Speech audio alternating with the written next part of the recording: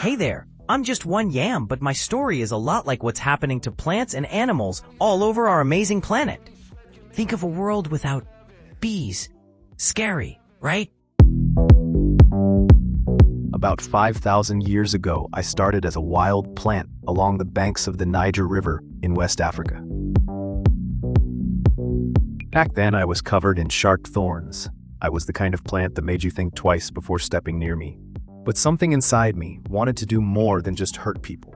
I saw families struggling to find enough to eat. Could I change? Could I evolve to make a real difference for them? With a lot of help from nature and people, something incredible happened. I transformed, changed into a prized, valuable, and nutritious crop.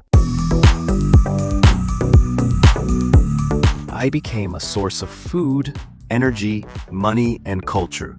People began to grow and protect me. And soon enough, I wasn't just part of one community, but many. My journey even took me to distant places like Brazil and Japan.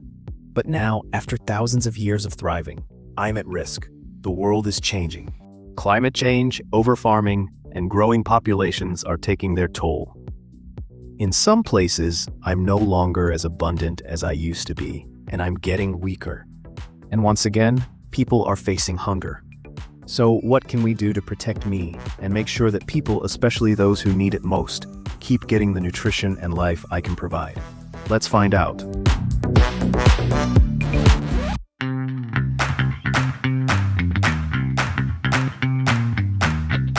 Ada J, you look a bit off.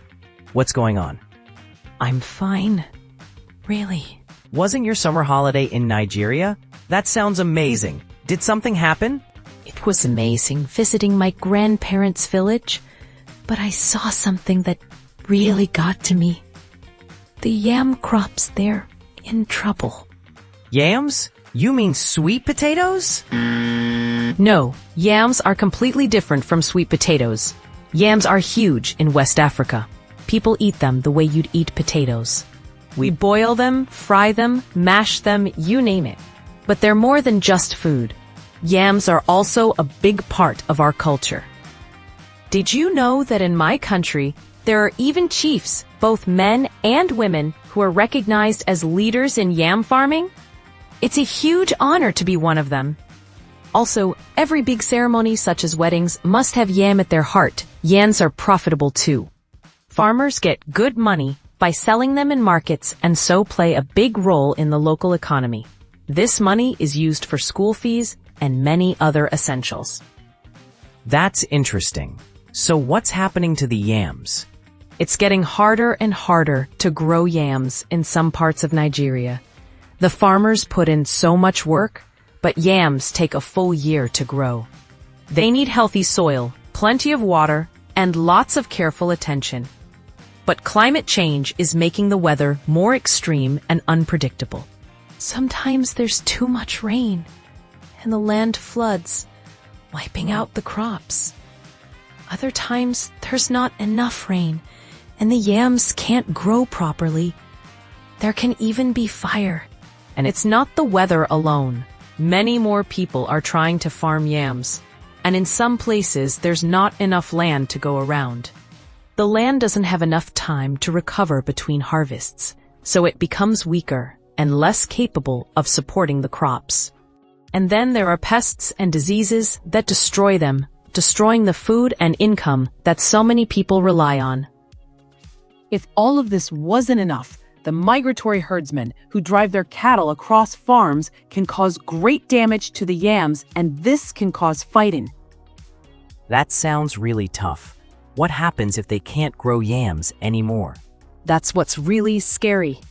When forced to abandon yam, farmers resort to less nutritious crops, only to face other problems. But if too many farmers stop growing yams, we might lose them altogether. Losing a major food crop is dangerous. It's kind of like what happened in Ireland with the potato famine. Wow, the potato famine led to millions of people leaving Ireland. We don't want to see that happen again. So what can be done to help your grandparents and other farmers? Farmers need support. Maybe other countries could help, but it's complicated. They could send aid, but a challenge is convincing people who live far away to care. Very few people even know what a yam is, and there are people everywhere who are struggling too. Does it matter if Nigerian farmers can't grow yams anymore? They can always grow something else. After all, the world is always changing, so people just need to adapt to those changes. Also, if it is such an important problem, then should it not be the Nigerian government's responsibility to help the farmers? I think it should matter to all of us. Perhaps scientists could come up with ways to protect the yams from pests and diseases, or find new ways to help them survive the changing climate and weaker soil.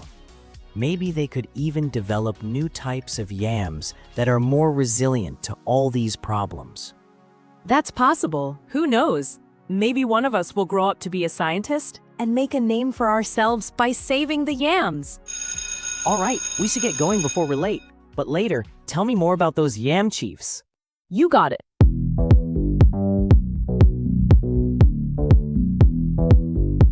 I'm back, and I'd like to help. Thanks, Adidase, for your smart explanation about the problems your grandparents are facing, and how that connects to protecting plants like me. And thank you, Sean, for caring about saving endangered plants.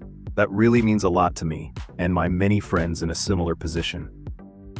I hope Sean and Adazi helped you understand what life is like for them. Now let's think closer to home. What's needed in your local area? If this video inspired you, know that even small actions can make a huge difference. Now's the perfect time to act.